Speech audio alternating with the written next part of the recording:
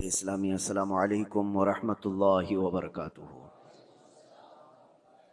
अल्हम्दुलिल्लाहि वकफ़ा वसलामुन अला हबीबिहिल मुस्तफ़ा अम्मा बअद फ़अऊज़ु बिल्लाहि मिनश शैतानिर रजीम बिस्मिल्लाहिर रहमानिर रहीम। या अय्युहल्लज़ीना आमनू कुतिबा अलैकुमुस सियामु कमा कुतिबा अलल लज़ीना मिन क़ब्लिकुम लअल्लकुम तत्तक़ून। सदक़ल्लाहु मौलानाल अज़ीम। बारगाह रिसालत मुआब सल्लल्लाहु अलैहि वसल्लम में दुरूद पाक का हदिया पेश करें। अल्लाहुम्मा सल्लि अला सय्यिदिना व मौलाना मुहम्मदिन मअदनिल जूदि वल करम व आलिहि व अस्हाबिहिल किराम व इब्निहिल करीम व बारिक व सल्लिम सलातन दाइमतन सरमदन अबदा। गुज़िश्ता जुमा में मैंने अर्ज़ किया था इसी आयत पर कि अल्लाह ताला फरमाता है तुम पर रोज़े फर्ज किए गए ए ईमान वालों, जैसे कि पहले वालों पर किए गए थे, ताकि तुम्हें परहेजगारी मिले, तकवा तुम्हें हासिल हो। तकवा हासिल करने के जो जरिए हैं उसमें बहुत सारी चीज़ों को छोड़ना है। अल्लाह के नबी सल्लल्लाहु तआला अलैहि वसल्लम से पूछा गया तकवा क्या है, तो आपने फरमाया कि तकवा की तफसील इस तौर पर की गई है, कुछ चीजें हलाल हैं और कुछ चीजें हराम हैं। ये वाज़ेह है, हलाल भी सबको पता है, हराम भी वाज़ेह है, पता है, लेकिन इन दोनों के बीच में कुछ चीजें हैं जो मशकूक हैं, जिसके हलाल होने में या हराम होने में लोगों को शक है। तो फरमाया गया इन शक वाली चीजों को छोड़ देने का नाम तकवा है। हराम चीजों से बचने का नाम तकवा नहीं, हराम चीजों से बचने का नाम तो मुसलमान है। शराब से बचता है तो परहेजगार है, झूठ से बचता है तो परहेजगार है, नशा से बचता है तो परहेजगार है। नहीं, ये तो बचना उसके लिए फर्ज है। ये हराम चीजों से तो बचना जरूरी है, लेकिन कुछ ऐसी चीजें जो शुबह वाली हैं, पता नहीं कि हलाल है कि हराम है, उन चीजों को भी छोड़ देने का नाम तकवा है। अब हमारे आदतों में से बहुत सारी चीजें ऐसी लग गई जिसका एहसास ही नहीं, और वो करते चले जाते हैं और उसके वबाल का अंदाजा नहीं हमें है। बसा औकात उसको नॉर्मल समझ करके हम चलते रहते हैं। सबसे बड़ी तबाहियों में हमारे जिस्म से जो होती हैं, जुबान की तबाही है। तकवा के हासिल करने में मेन रुकावट बन जाती है जुबान। जुबान जितना कुछ करती है उतना दूसरे आज़ा नहीं करते। इसीलिए फरमाया गया कि सुबह उठते ही सारे आज़ा, हमारे जितने जिस्म के पार्ट्स हैं, ये सब जुबान से पनाह मांगते हैं कि तू अगर सलामत रही, खामोश रही, तो हम सब सलामत रहेंगे, और अगर तू बहक गई तो मार हमको भी पड़ती है। जुबान से गाली किसी को दिया, लेकिन कोई जुबान को नहीं मारता, दूसरी जगह पड़ती है। तो जुबान के मुतालिक ये कहा गया कि इसकी तबाहकारियां ज्यादा हैं, और यहीं से बात आती है अब रोजे की। मैं आपको कहूं, जाहिरी तौर पर तो ऐसा लगता है कि रोजा रखवा करके मुंह की तमाम चीजों को बंद कर दिया गया, यानी कोई ग़िज़ा, कोई पानी अंदर ना जाए। जो जुबान जिसके चटखारे लेती है, जिसकी लज्जतें लेती है, जिसको चखती है, उसको रोक दिया गया है कि जुबान के जरिए से कोई भी चीज अंदर न जाए। इसको खामोश रखना है, सुबह से लेकर शाम तक खाने पीने की कोई चीज इससे ना गुजारो। तो जाहिरी तौर पर तो ये लगता है कि खाने पीने की चीजों से इसको रोक दिया गया, तो और आप रुक भी जाते हैं, बहुत अच्छा है। और खाने पीने की शहवतों से जुबान को रोक तो दिया, लेकिन उसके बाद ये कुछ दूसरी शहवतों की तरफ चली जाती है। जुबान से बेहयाई की बातें करना, गाली देना, गीबत करना, चुगली करना, अगर इससे वो ना बच पाई तो फिर खाने पीने वाली चीजों से बचने का कोई मतलब नहीं रह जाता। जुबान की दो गलाजतें हैं, एक वो खाने पीने की हराम लज्जतों की तरफ से अगर उसको दी जाए तो एक खराबी वो है, और दूसरी वो है कि इस जुबान से लोगों को जख्मी किया गया है, तो वो बड़ी गलाजत है। उससे अगर नहीं बच पाता आदमी, तो खाने पीने से अपने आप को बचा करके क्या फायदा क्या है। हदीस पाक में मिलता है, हुजूर पाक सल्लल्लाहु अलैहि वसल्लम के पास दो लड़कियों की शिकायत लाई गई थी। शिकायत क्या, फरमाइश कि शाम होने से कबल वो बहुत बेचैन और बेकरार थी, क्या उनको, जैसे हमारे यहाँ कहा जाता है, रोजा लग गया। दो लड़कियों के बारे में इजाजत मांगा गया कि इनको जल्दी इफ्तारी की इजाजत दी जाए, इसलिए कि इनका हलक सूख गया और ये बेकरार हैं, बहुत तड़प रही हैं भूख और प्यास से। हुजूर पाक सल्लल्लाहु ताला अलैहि वसल्लम ने पूछा, कौन है? फलां फलां है। नबी करीम सल्लल्लाहु ताला अलैहि वसल्लम ने देखा और इरशाद फरमाया, वो क्यों बेकरार हैं? उन्होंने तो रोजा रखा ही नहीं, वो तो रोजा रखी ही नहीं, वो दोनों क्यों तड़प रही हैं? तो कहा नहीं या रसूल अल्लाह सल्लल्लाहु अलैहि वसल्लम, वो तो रोजा थी, रोजा रखी थी। कहा उनको बुलाया जाए।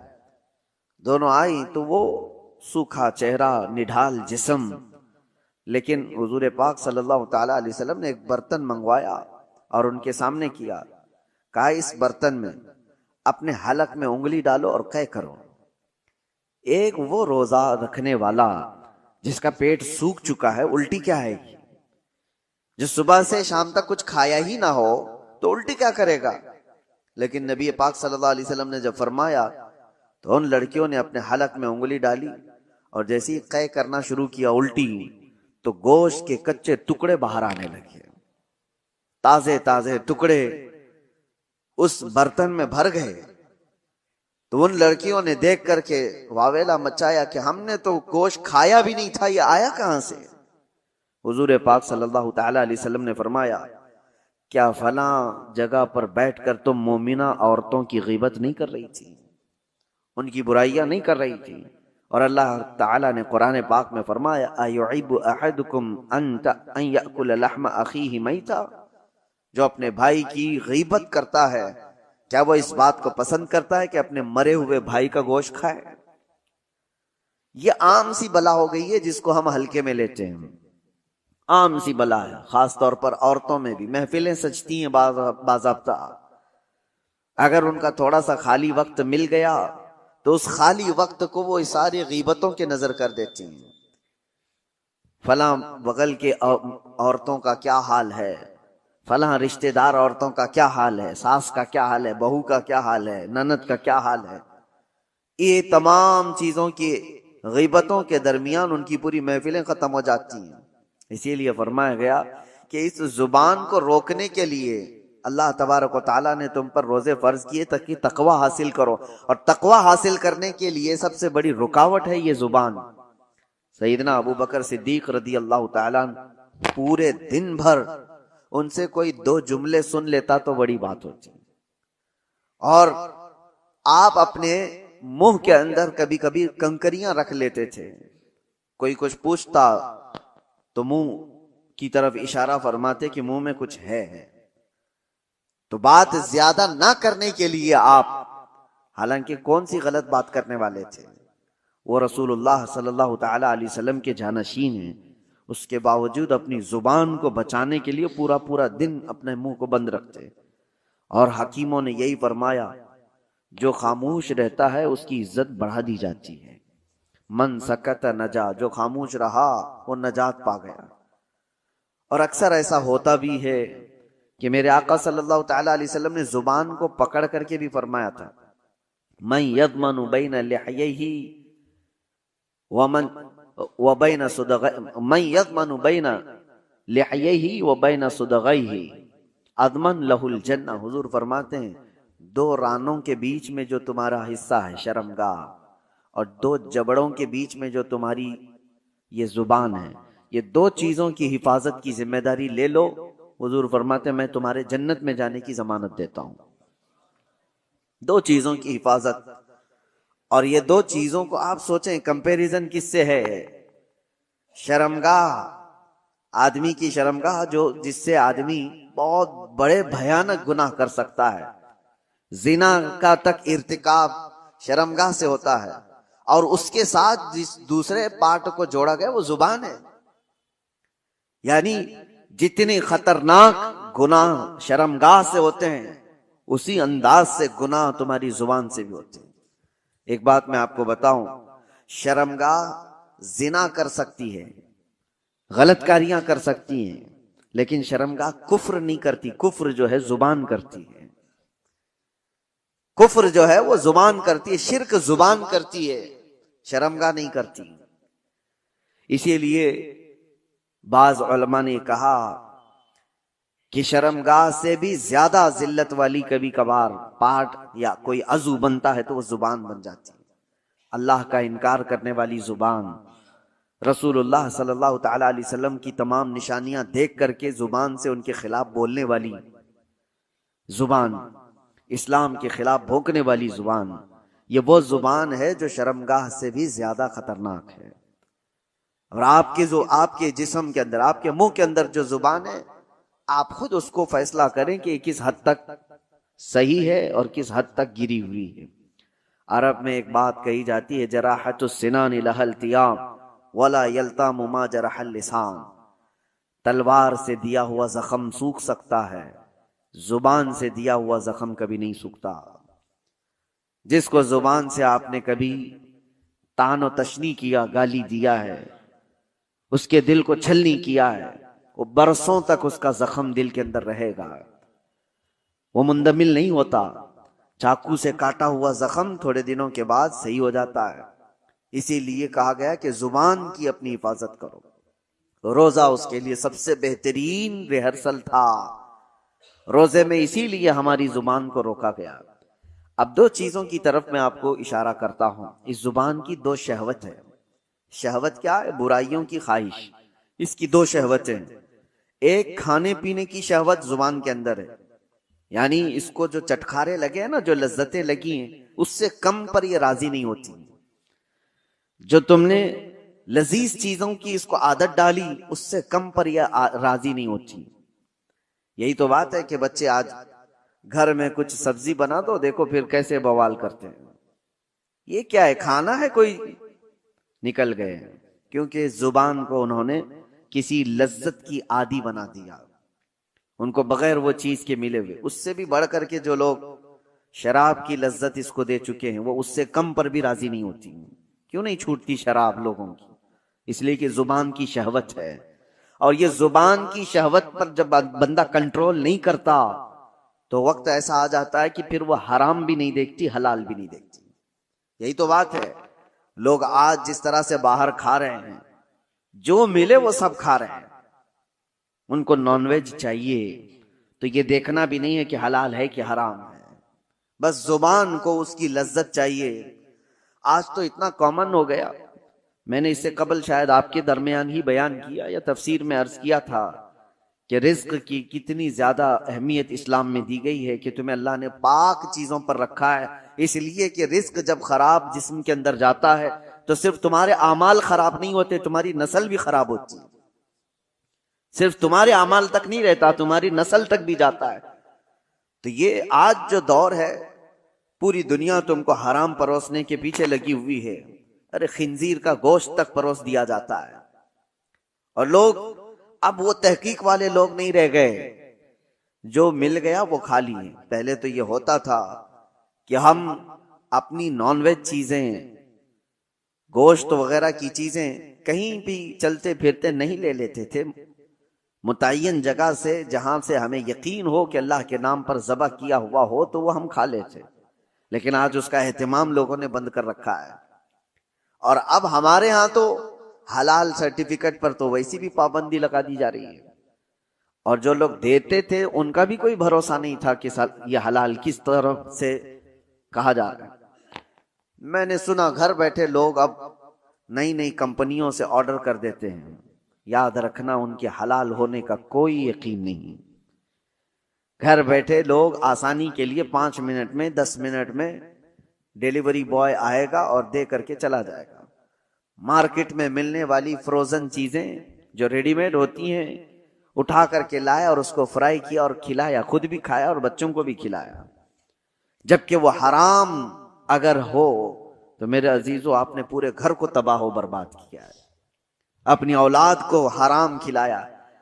आप कमाने में तो बहुत हराम हलाल देख करके कमा रहे थे कि किसी को झूठ बोलकर नहीं कमाऊं, धोखा देकर ना कमाऊं, कोई हराम रोजी घर पे आने ना दूं। तुम्हारे पास हलाल पैसे थे, लेकिन हलाल पैसों से खरीदा हराम रोजी। तो ये कहां आकर के गिर गए? ये सब की सब चीजें हैं, ये जुबान की लज्जतें हैं जो बंदे को ये सब करा देती हैं। खाने की ऐसी लत पड़ी हुई है, नौजवान ढूंढते रहे कहीं ना कहीं ये पिज्जे बर्गर मिल जाएं, और जहां मिला खा लिया, क्योंकि उसकी लज्जत इसको जुबान को मिली, इसके इससे कम में नहीं हो सकता। वेस्टर्न कंट्रीज में अरब लोगों को तो ये फास्ट फूड कंपनियों ने ऐसा आदी बना दिया कि उनके यहाँ घरों में खाने बनने का रिवाज ही खत्म हो चुका है। नहीं, उनके लिए तो एक ताज्जुब की बात हो गई है कि घर में कोई औरत खाना बनाती है। वहां तो सब कुछ बाहर के दुनिया पर डिपेंड है। यह और बात है कि कंपनियां हेल्थ के सिलसिले में तो देखती हैं, हुकूमतें हेल्थ के बारे में तो देखती हैं, लेकिन हलाल है कि हराम है इस पर कोई सीरियसनेस नहीं है।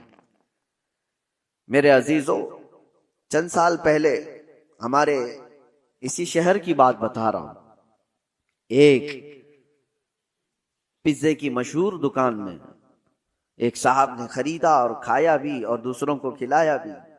बाद में पता चला कि ये दुकान वाला हालांकि मुसलमान है, ओनर मुसलमान है, पिज्जे की दुकान वाला। सुनने में आया कि वो पोर्क बेचता है, सुअर का गोश्त भी पिज्जे में मिला करके बेचा जाता है। तो ये साहब फौरन भागे भागे उसके पास गए, कहा कि मैं तो आपकी दाढ़ी और आपके नाम के सिलसिले में मुतमईन था, तुम ये क्या कर रहे हो? कहा कि साहब आपके लिए नहीं बेच रहे हैं, हमारे पास दूसरे लोग भी आते हैं, उनके लिए बेचा जा रहा है। मुआज़ल्लाह रब्बिल आलमीन, क्या इस्लाम इस बात की इजाजत देता है कि किसी मोमिन का माल ना चोरी किया जाए, किसी दूसरे का चोरी किया जाए? हलाल हो जाएगा दूसरे का माल चोरी करना? किसी मुसलमान औरत से जिना ना किया जाए, किसी दूसरी औरत से जिना करने की इजाजत दे देगा? आपको जब खिंजीर अल्लाह ताला ने कुरान में हराम फरमाया तो उसका खाना तो छोड़ें, उसका उठाना, उसका देना, उसकी तरफ इशारा करना, सब कुछ हराम होगा। किसी ने अगर पूछा भी कि मुझे ये चीज खाना है और मुझे बताओ कहां बिकता है, तुमने अगर उसको हिदायत दिया, रास्ता बताया, तो भी हराम काम किया।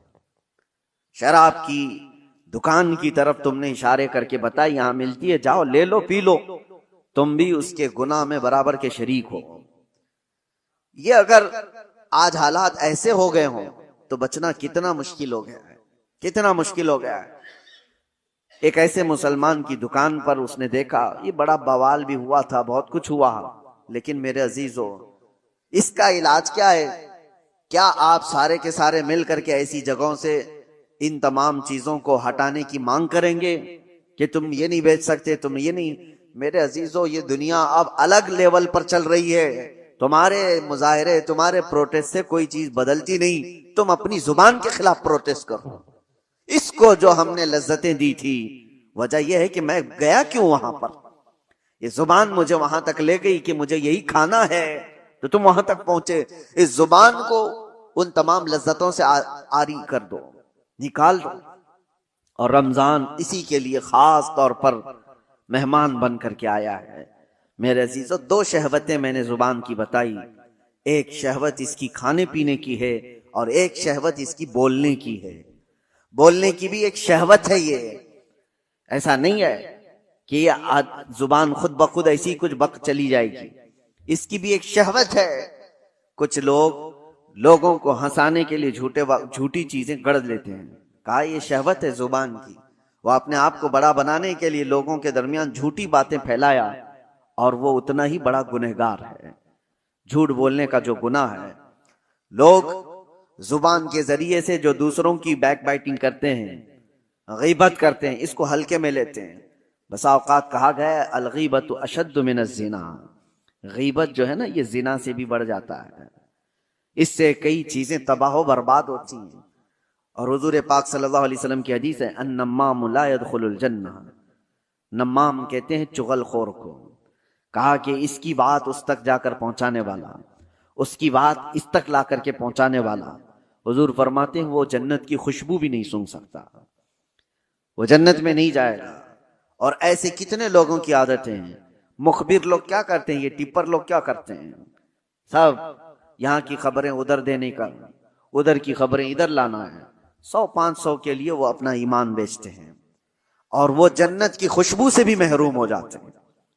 और खास तौर पर कुछ लोग इसको अपना आज का एक स्टेटस बना चुके हैं कि हमारा मकाम पुलिस के सामने बड़ा होगा, हमारा मकाम डिपार्टमेंट के सामने बड़ा होगा, क्योंकि हम कौम की कुछ बातें ले जाकर रखेंगे, जासूसी करेंगे, इसकी उसकी खबर ले जाकर के पहुंचाएंगे। चुगलखोरी को अल्लाह के रसूल सल्लल्लाहु अलैहि वसल्लम ने कितनी सख्ती से मना फरमाया कि वो जन्नत की खुशबू नहीं सूंघ सकता। ये सारे वो काम है जो जुबान करवाती है, जुबान की हिलाकतें बहुत ज्यादा हैं। इसीलिए मेरे अजीजों, जितना इसको खामोश करा सकते हो खामोश कराओ। उसका दूसरा इलाज मैं आपको बताकर जाता हूं। इमाम गजाली रहमतुल्लाह ताला अलैह ने फरमाया, बसा औकात किसी इंसान की जुबान शैतान का पेशाब खाना भी बन जाती है, शैतान की पेशाब खाना बन जाती है। शैतान जिस पर पेशाब करे वो कितनी गंदी जगह होगी, वो जुबान बन सकती है किसी की। जुबान इतनी भी गलीज हो सकती है।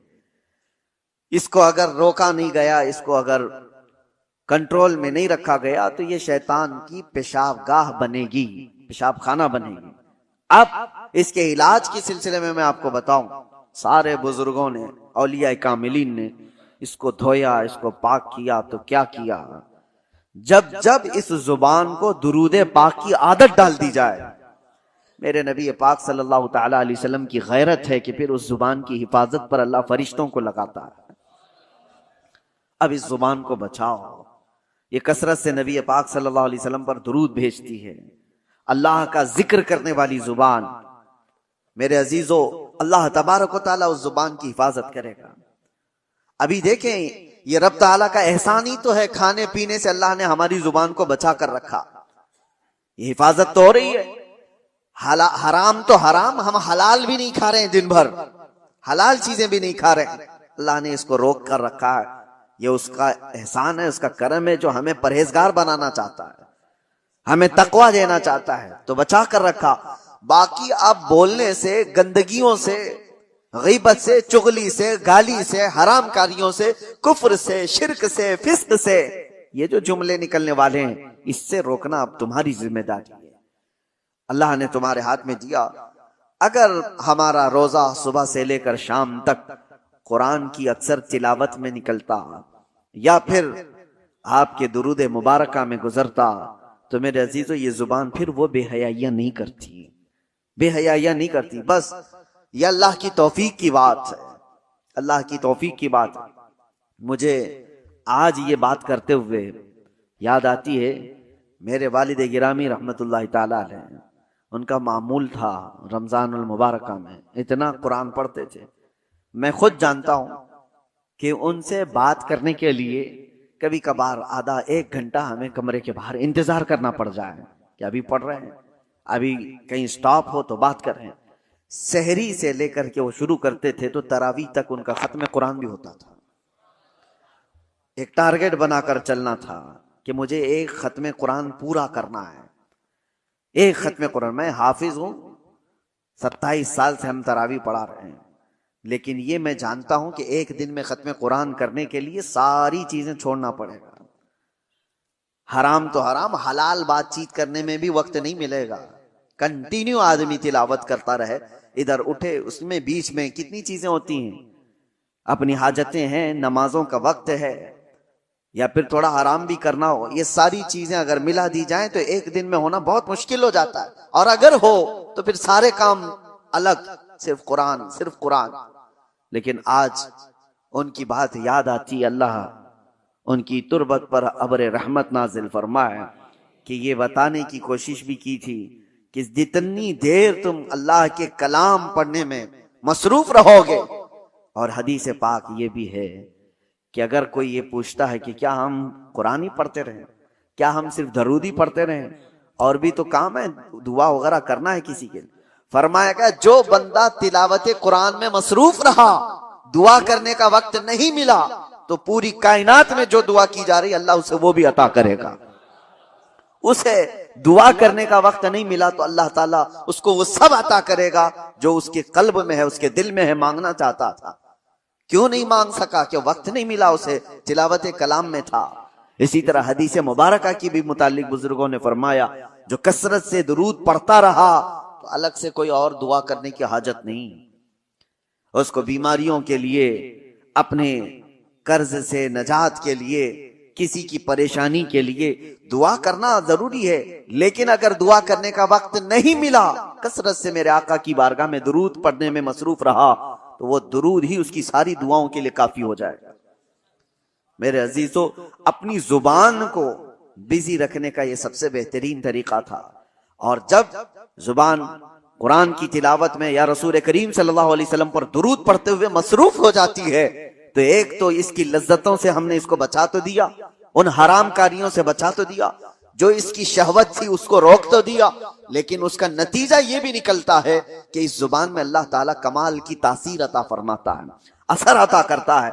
जब तुम किसी को एक जुमला कहोगे, दूसरों के 70 जुमलों से ज्यादा भारी लगता है। ये जुबान का असर होता है कि किसी के यहां घंटों कोई चीज कही जा रही हो, वो असर नहीं करता, लेकिन तासीर वाले की जुबान से एक जुमला निकले, वो असर कर जाता है।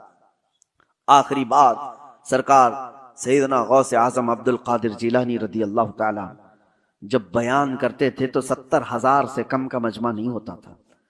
और मजमा ऐसा कि आपका बयान खत्म होने से पहले कितने तो बेहोश हो जाते, कपड़े फाड़ लेते, कई मर्तबा तो जनाजे उठाए जाते। लोगों की रूह निकल गई। किस वजह से? रिक्कत ऐसी तारी हुई, खौफे खुदा ऐसा तारी हो गया, गौसे पाक के बयान का असर था। एक बार आपने अपने बड़े साहबजादे हजरत अब्दुल जब्बार से कहा कि आज तुम बयान करो, हम बैठते हैं। वो बयान करते रहे, काफी देर तक इसी तरह सन्नाटा रहा। वो उतर आए, कहा कि अब्बा जान, वो मजमे के अंदर दमखम नहीं दिखता जब आप बयान करते हैं, आप बयान फरमाएं। सुल्तानुल औलिया गौसे आजम अब्दुल कादिर जिलानी रज़ियल्लाहु ताला अन्हु मिंबर पर चढ़े और चढ़ते ही लोगों से खिताब किया। बस आप देखें खिताब में क्या कहा था। कहते हैं गौसे पाक, ऐ लोगों, आज मेरे घर में एक अजीब हादसा हुआ। अब्दुल जब्बार की माँ यानी मेरी बीवी मेरे लिए दही जमा कर रखी थी एक मट्टी की हांडी में। गर्मियों के दिन थे, मेरी भी खाने की ख्वाहिश थी। मैं भी थका हारा घर पहुंचा था और मेरी बीवी कई दिन से उस दही को जमा कर रखी थी, लेकिन अभी करीब था कि मैं खाने के लिए बैठूं, एक बिल्ला आया घर में और पंजा मार दिया और उस हांडी को ऐसा पंजा मारा कि हांडी फूट गई और दही पूरा बह गया और वो बिल्ला उस पर चाट करके चला गया। ना मैं खा सका, ना मेरी बीवी खा सकी। इतना कहना था गौसे पाक का, लोग धाड़े मारकर रोने लग गए और आहवजारी करने लग गए, बहुत रोने लग गए। क्या था इसमें? क्या गौसे पाक ने अपने घर का किस्सा बयान किया, इसमें रोने की बात क्या थी? अरे दही गिर गया, मटका फूट गया, इसमें क्या रोने की बात थी? मेरे अजीजों, वो अहले दिल लोग थे और गौसे पाक की जुबान से निकलने वाले जुमले ये घर के किस्से नहीं सुनाए जा रहे थे, बल्कि गौसे पाक उनको इशारे में ये बता रहे थे कि इंसान की जिंदगी ऐसी होती है, माल जमा करता है, जमा करता है, जमा करता है, जब खाने का वक्त आता है तो मलकुल मौत रूह निकाल लेता है। मलकुल मौत उसकी रूह निकाल लेता है और खाना वैसे उसका जमा किया हुआ सब पड़ा रह जाता है, जैसे मेरे घर में मेरा दही पड़ा रह गया, हम खा ना सके। ये गौसे पाक आखिरत की बात याद दिला रहे थे और लोग धाड़े मारकर रो रहे थे। ये तो बात हुई मेरे अजीजों उन लोगों के मजमे की, लेकिन साथ में मैं आपको एक बात ये भी बताऊं, वजह यह है कि जिस जुबान से ये जुमले निकल रहे थे वो सुल्तानुल औलिया की जुबान है। जुबान का असर होता है, जुबान का असर होता है। मिसाल के तौर पर मैं आपको बताऊं, बंदूक की गोली बहुत असर करती है, बहुत असर करती है। बंदूक में रख करके अगर मार दिया गया तो हो सकता है किसी की मौत हो जाए, लेकिन वही 50 ग्राम की गोली अपने हाथ में लेकर किसी को मारो, ज्यादा से ज्यादा थोड़ी सी चोट आएगी, क्या वो असर करेगी? हाथ से आप मार रहे हो किसी को गोली लेकर के, ऐसी फेंक दिया जैसे कंकर या पत्थर को फेंकते हैं, किसी को कुछ करेगी? ज्यादा से ज्यादा जो उसका वजन है उतना चोट पहुंचाएगी, कुछ नहीं होगा। गोली वही है, बारूद वही है, लेकिन वही बंदूक की नाली में रख करके मारो तो आदमी की जान चली जाए। ये बात आपको इसलिए मैं बता रहा हूं कि जुबान का असर होता है। बात यही है कि आम वो बंदा जिसने जुबान को बेहयाई में रखा है, उसकी उन बातों का वो असर नहीं होता। हाँ, वही एक अल्लाह के वली की जुबान से एक जुमला निकल जाए, वो हजारों की दिलों में असर कर जाता है, असर कर जाता है। यही तो महबूब इलाही की बारगाह में एक शख्स ने आकर के अपने घर की कमजोरी और गरीबी की शिकायत की थी। मेरी बेटी की शादी है, कुछ भी नहीं है मेरे पास माल। और आपने कहा ठीक है, जाओ बाहर से कुछ ढेले पत्थर मिल जाए तो ले आओ। 3 ढेले ले आया, छोटे छोटे से। आपने 3 बार कुल हुवल्लाहु अहद पढ़ा, दम कर दिया, कहा ले जाइए। बाहर जाकर देखता है तो वो सूना बना हुआ। कहा इसको बेच ले और अपने घर की जो गुर्बत है उसको दूर कर, अपनी बेटी की शादी कर ले। जाहिर सी बात है, वो तो 3 टुकड़े सोने के ले गया, कंकरियां जो भी थी, शादी हो गई सारी चीजें, लेकिन फार्मूला तो हाथ में मिला था। मट्टी को, ढेले को सोना कैसे बनाया जाता है उसने तो सामने खड़े खड़े देखा था। और उसके बाद घर में बहुत बड़े बड़े ढेले जमा कर लिया, बड़े बड़े पत्थर ला करके बैठा, और उसके बाद वही कुल हुवल्लाहु अहद पढ़ना शुरू किया। 3 बार पढ़ा, फूंक मारा, 3 बार पढ़ा, फूंक मारा। वो ढेला ढेला ही, वो पत्थर वैसा ही। उसने सोचा फिर क्या पढ़ा था उन्होंने, 1000 बार पढ़ लिया, वो कुछ नहीं बदला। दूसरे दिन वो आया, महबूब इलाही से पूछा कि आपने उस दिन मुझे जो ढेले को सोना बना के दिया, क्या पढ़ के दिया था? कहा कुल हुवल्लाहु अहद का सूरा 3 बार। कहा मैं तो 1000 बार पढ़ा, वो ढेले बदल ही नहीं रहे। तब आपने फरमाया तू जिस जुबान से पढ़ रहा है वो और है, मैं जिस जुबान से पढ़ रहा हूं वो और है। जुबान का असर होता है मेरे अजीजों। इस जुबान को जब लज्जतों से बंदा बचा लेता है, अल्लाह उस जुबान में वो असर अता करता है कि जब बंदा फिर किसी को कहे तो दिल में पार हो जाए, और जब बंदा अल्लाह की बारगाह में भी अर्ज करे तो अल्लाह उसकी जुबान की भी लाज रखता है, उसकी जुबान को बेवजन होने नहीं देता। बस अब ये रमजान सबसे बेहतरीन मौसम है, इस जुबान को पाक कर लो, खाने पीने की लज्जतों से भी और बेहयाइयों की भी लज्जतों से। जब ये जुबान पाक हो जाए तो अपने इस जुबान को आदत डाल लो मेरे मुस्तफा करीम की बारगाह में कसरत से दुरूद भेजने की।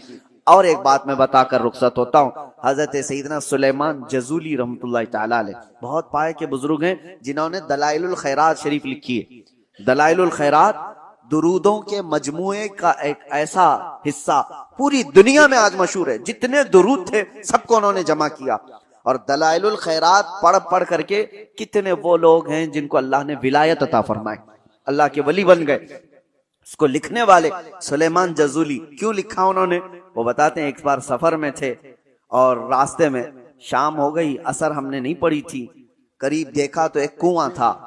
कुएं से पानी निकालने की कोई चीज है नहीं और हमें वजू करना है, और असर का वक्त जा रहा है, सूरज डूबने को है। देखा एक छोटी सी बच्ची करीब में आ रही थी, तो इन्होंने सोचा घर वगैरह होगा इसका। जल्दी से उस बच्ची को बुलाया, 10-11 साल की बच्ची। उससे कहा बेटी कोई पानी निकालने के लिए कुएं से चीज तुम्हारे यहां से मिल जाए तो ले आओ, ताकि हम पानी निकालें और वजू करें, नमाज पढ़ें। उस बच्ची ने कहा अच्छा इतना ही करना है आपको। तो वो करीब आई, कुछ पढ़ा और कुएं में थूक देती। जैसे ही उसका कुएं में थूकना था कि पानी जोश मारता हुआ ऊपर आ गया।